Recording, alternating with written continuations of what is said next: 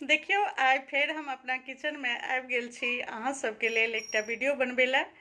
और आइ देखियो हम की सब बना रहल छियै। तऽ अहाँ सबके बहुत पसंद पड़ैया जे हम अपना पुतहु लए अगर किछु बनाबै छियै सरप्राइज। तऽ आइ हम सरप्राइज नहीं बना रहल छी। आइ हम बहुत मनेलियै हन कनियाके, हम अपना पुतहुके जे आइ हमरा बनबऽ दिअ, किया तऽ हमर ई वीडियो अहाँ सबके बहुत पसंद करै छियै।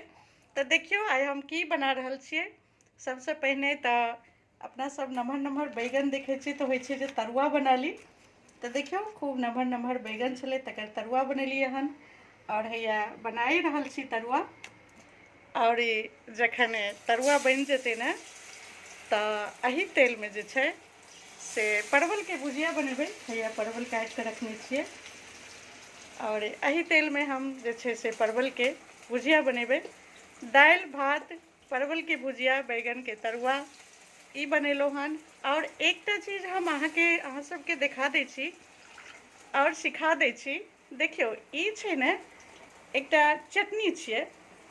देखियो ई चटनी जे छै से टमाटरके चटनी छै, बहुत टेस्टी होइ छै। और ई चटनी जे छै से हम हैदराबादमे सीखलियै। हम अपना बेटी ओतऽ गेल छलियै ने तऽ हैदराबादमे ई चटनी बनेनाइ हम सिखलियै। तऽ हम एकर नाम दऽ देलियै हन हैदराबादी चटनी।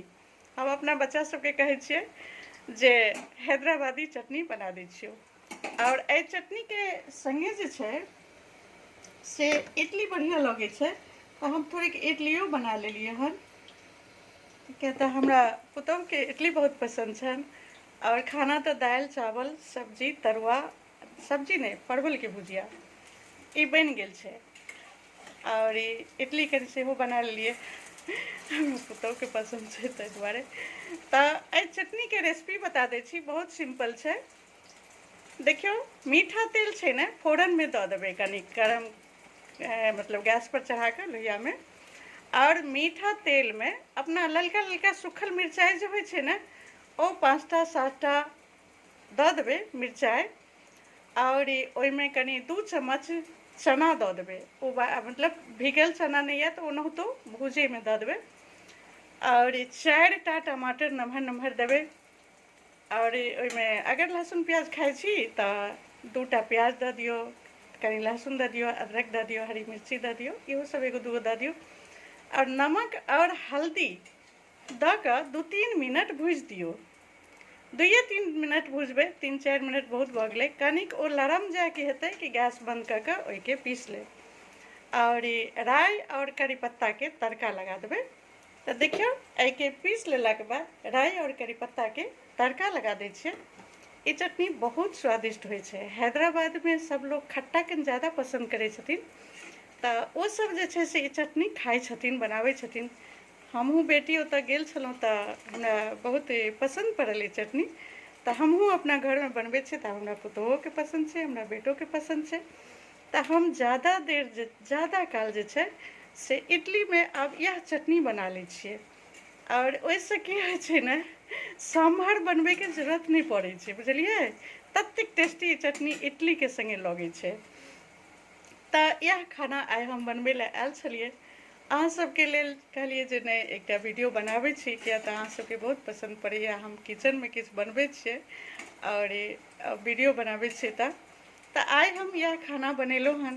तऽ कहलिए जे देखा दै छी हम की सब बनेलियै हन, देख लियौ।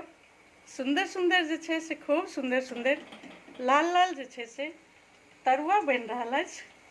और एही तरुआ तरेला वाला जे तेल रहतै ने एहीमे हम परवलके भुजिया दऽ देबै। देखियौ परवल जे छै से काटि कऽ रखने छियै लम्बा लम्बा। और एकटा बात कहू, गुजरात में ना परवल बहुत कम लोग खाइ छै।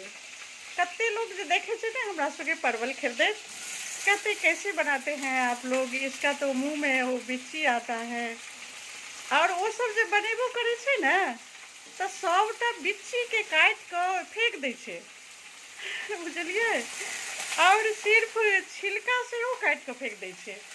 आ पता नहीं कनी कनी को ओहिके निकालि कऽ परवल बनबै छै। हमरा सबके जे देखे छै ने बनबै तऽ कहै छै आप लोग कैसे बनाते हो ऐसे। अरे हाँ, हम हमारे उधर है ना, हमारे बिहार में परवल का तो सब बिहार के लोग फेमस मतलब फेवरेट होता ही है।